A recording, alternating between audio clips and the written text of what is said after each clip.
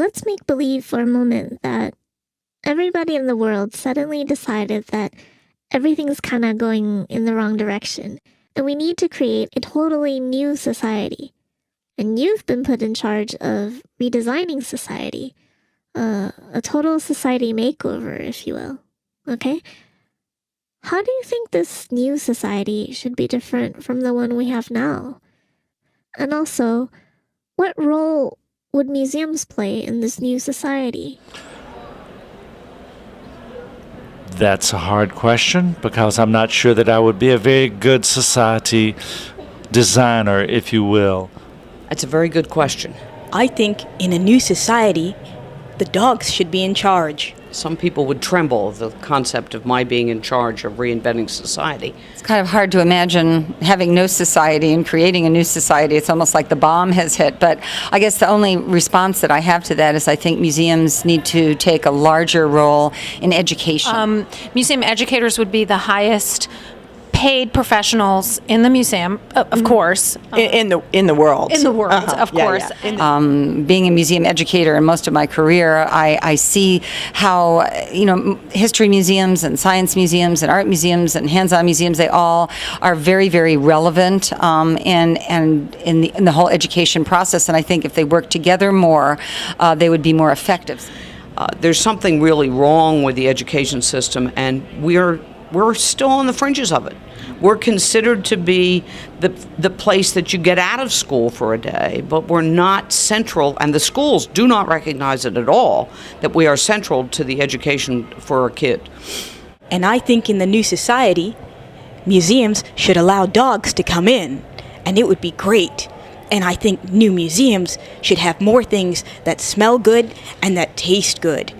Designing a new society would include diversity of thought, diversity of background, diversity on all fronts, and that would be the driving informant in all decision making, in all community building, in all corporate strategies, that we have varied opinions and we listen to those who have something to say. I would hope that the society of the future would be less hidebound by irrelevant traditions, by ideas that are anachronistic.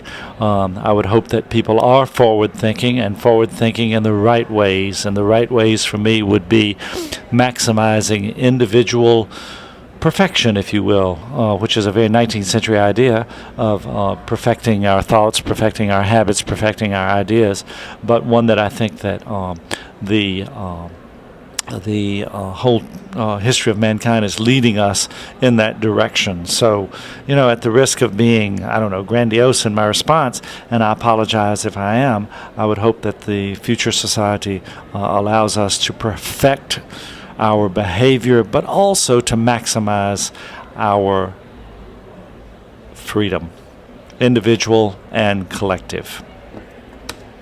Okay, I think that cocktail hour should not just be limited to after work hours, and it should be extended to, say, breakfast time, lunch, as well as dinner and after dinner.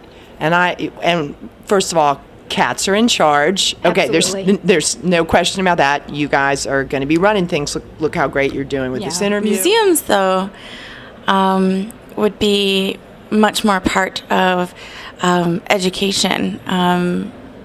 That we wouldn't keep children locked in classrooms all day, that they would go to nature preserves and parks and art museums and historic sites.